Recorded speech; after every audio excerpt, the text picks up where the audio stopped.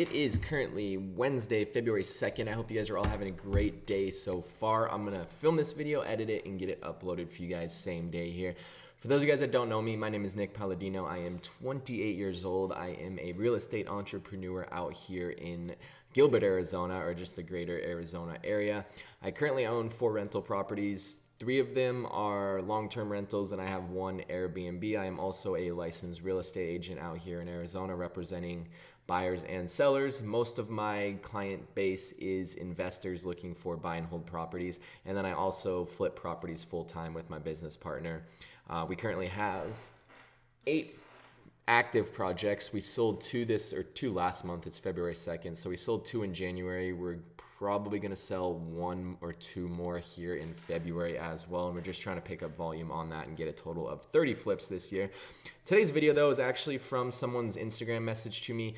They were asking me, like, when we go to flip properties, how we determine what to offer the specific seller and how we get to that price point of what we want to offer them. And he's like, how do you determine the ARV or after renovation value? The ARV and after renovation value is one of the most important things that you want to look for when you are going to buy any property whatsoever. It basically determines what the market value is for the property and what you should be willing to pay at market value. And basically how you come up with this number is something called comping properties. I know a lot of you guys have probably heard of it if you're somewhat involved in the real estate world, but comping properties is something that I think every single agent needs to be very, very good at. And then just any investor as well, learning how to comp properties is going to be very important. So today's video, I'm going to hopefully keep it short. Sometimes I go a little bit long on these, but it's going to be a short and sweet video talking about how I personally, I'm going to run through an exact flip that we actually currently have right now and how I determined not only what we should list the property for, but what we should buy the property for based on our renovation budget, our profit margins, and all that kind of stuff. So what I'm going to show you right now is the MLS. So technically you guys won't have access to the MLS unless you are a real estate agent, but this is a software that I use. I will also talk about how to do this on Zillow as well, because before I was actually an agent, I didn't have access to the MLS and I had to comp all my properties on Zillow. So I'm going to show you guys how to do that on there as well, and hopefully this video will be able to help you guys out. As always, if you guys have any questions, comment down below in the comment section, video suggestions, comment down below as well, because that's actually how I created this video, with someone suggesting it to me. And then as always, if you guys aren't following me on Instagram or TikTok, the links will be down below as well. So first thing you want to do, this is how I personally comp properties. Every single person is probably gonna have slightly different criteria.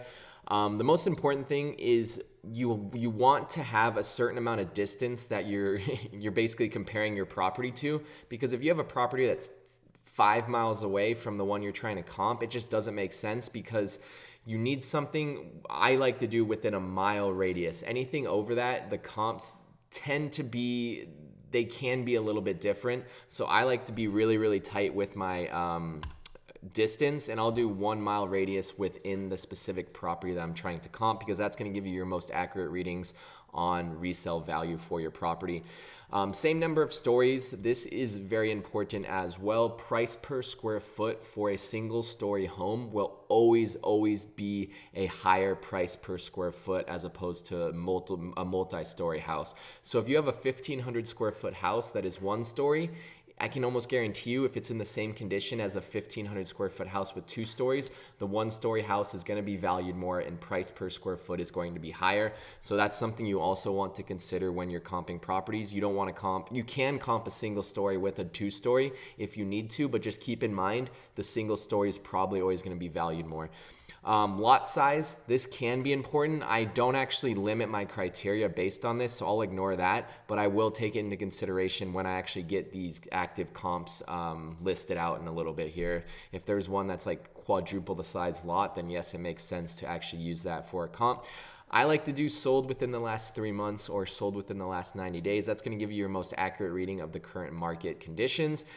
If I don't get enough data with these terms, I will always work my way out. So I will then go to 2 miles. I would say about 90% of the time, I usually get enough data with a 1 mile radius and within 3 months.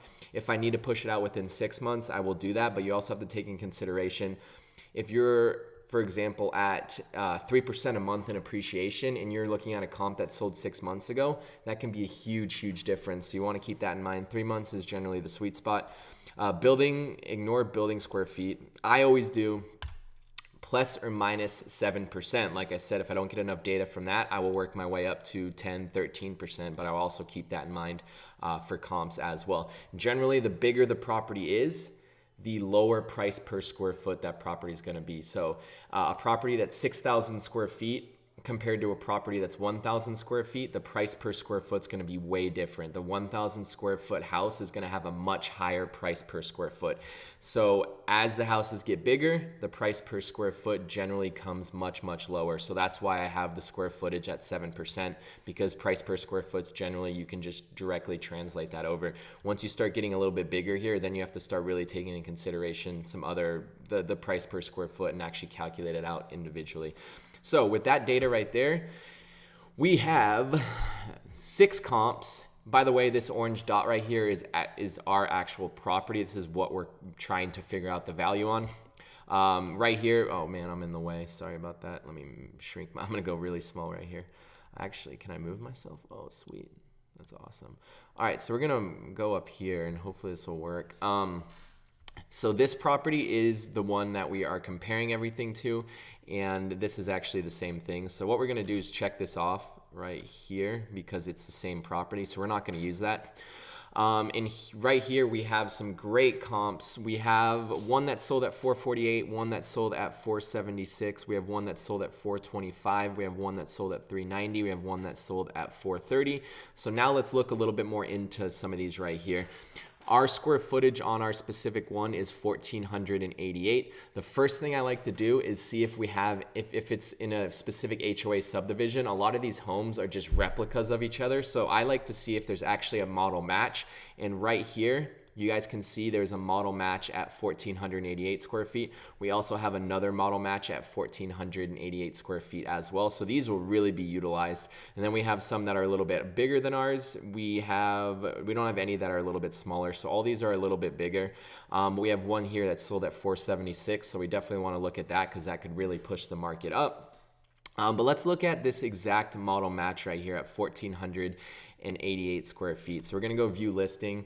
And once you kind of pull all this up, the next step you wanna do is just compare the condition of your house to the house that you're comping. Because if this is sold at 425, but it's not as nice of a condition as your renovations or the property you're looking to buy, then it doesn't make sense to use this as an exact comp. So I can tell you right here, our property, I'll show you pictures of our property, is in better condition than this house. So right there, I'm like, okay, our house will for sure sell over $425,000. So that's something to take into consideration right there. You got to look through everything. And yeah, that's a great comp. So we're going to keep that in mind. We're going to go back to the drawing board right here. We're going to go to the 420. Let's go to the 430 comp. That's a direct comp as well. And let's have a look at that. Same situation, look through the pictures, compare it to what yours condition is. So we're looking at this right now. Here is some of the pictures. Not the best condition. Once again, it's another one that ours would be in better condition, or ours is in better condition. This is not bad though, so this is a solid one to look at as well. Same size backyard as ours. And then you guys want to look at the property size as well. So ours is 3,100 square foot lot. This is 38, 38, 31. So all these are really strong comps. Now I want to look at this one that sold for 476 because this is one that was probably going to help us push the market. It's a little bit of a different layout, but this is something that this is in really good condition. They definitely renovated it. It looks really good. They staged it so it appears really, really nice when you're going to walk through the property and people are walking through the property. So I really like this, and this would be a great comp for us to, and this would be a great one to compare our comp to and our listing price. We should base off this as well. So there you go.